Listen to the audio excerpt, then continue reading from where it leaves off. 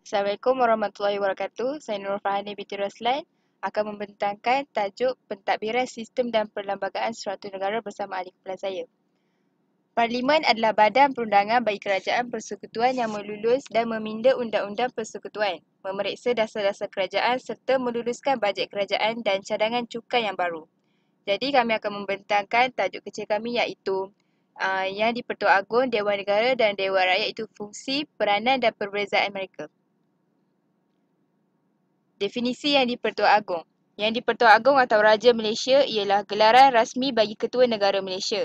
Gelaran rasmi yang penuh adalah Kebawah Duli Yang Maha Mulia Seri Paduka Baginda Yang di-Pertuan Agong. Yang di-Pertuan Agong juga adalah salah satu daripada beberapa bentuk monarki di dunia dengan raja yang dipilih. Definisi Dewan Negara. Dewan Negara ialah senat bagi Persekutuan Malaysia. Ia bertindak sebagai Dewan Perwakilan Rakyat yang tertinggi di Malaysia. Dewan Negara merupakan salah satu daripada dua dewan dalam parlimen. Satu laginya dikenali sebagai Dewan Rakyat. Seramai 70 ahli Dewan Negara bergelar senator di mana hanya 26 daripada 70 yang dipilih melalui pengundian oleh negeri dengan 2 senator setiap negeri di Persekutuan. Dan 44 lagi dilantik dan dipilih oleh Yang di-Pertuan Agong. Definisi Dewan Rakyat. Dewan Rakyat merupakan salah satu daripada dua dewan di dalam Parlimen Malaysia. Semua rang undang-undang perlulah diluluskan oleh kedua-dua Dewan Parlimen iaitu Dewan Rakyat dan Dewan Negara sebelum dihantar kepada Yang di-Pertuan Agong untuk mendapat perkenan diraja. Ahli-ahli Dewan Rakyat juga dikenali sebagai ahli Parlimen dan ahli yang berhormat. Seterusnya, ini adalah gambar Yang di-Pertuan Agong, Dewan Negara dan Dewan Rakyat.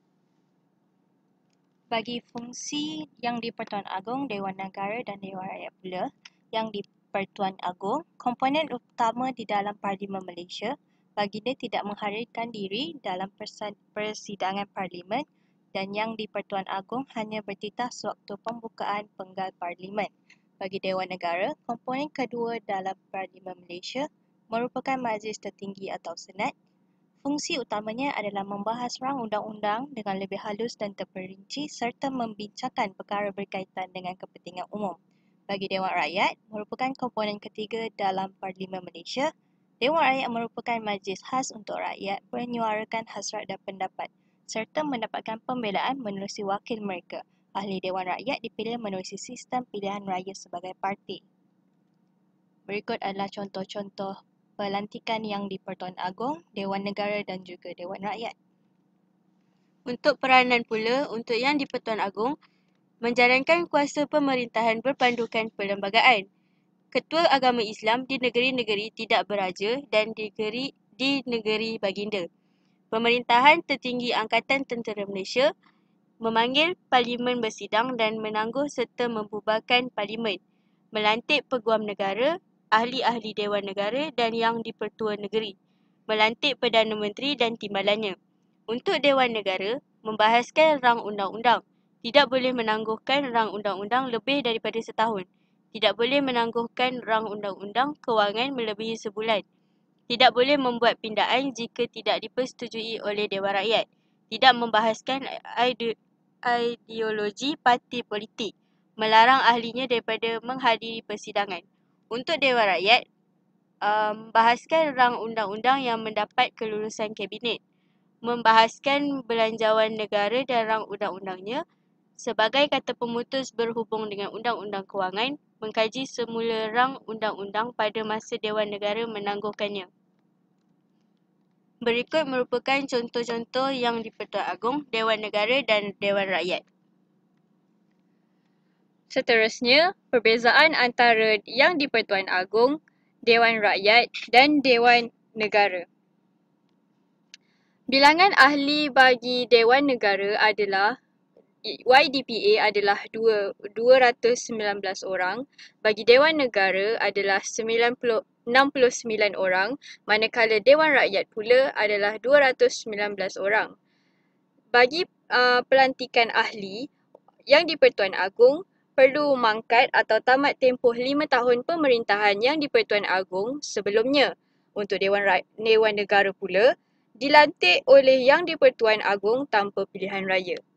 Dewan Rakyat pula perlu dipilih oleh rakyat sewaktu pilihan raya umum. Bagi gelaran, perbezaan adalah YDPA adalah yang di-Pertuan Agong, Dewan Negara, Senator dan Dewan Rakyat pula adalah Ahli Parlimen.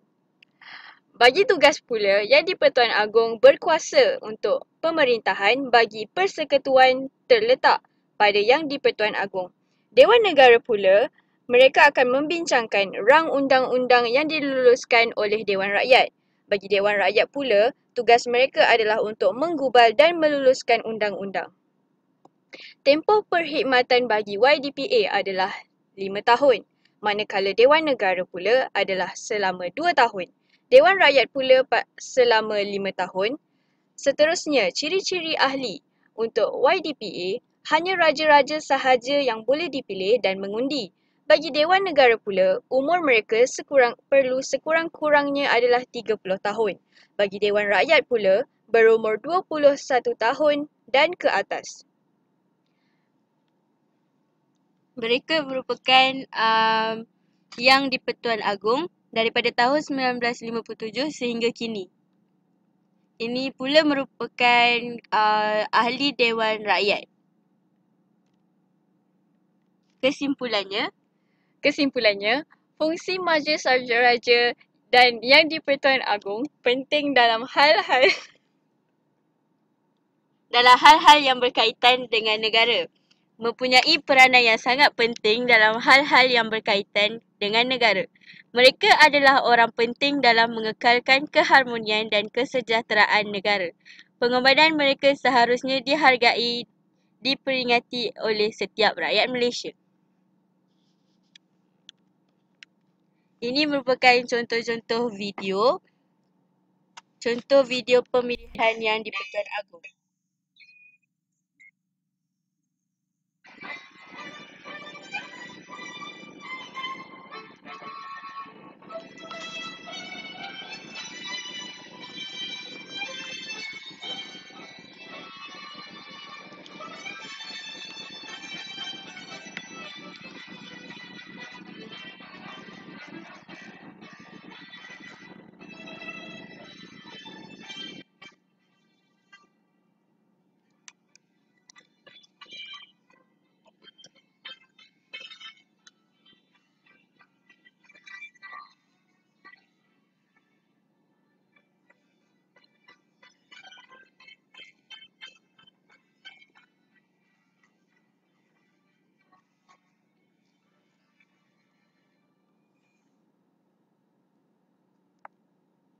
Ini pula contoh video pelantikan ahli Dewan Negara.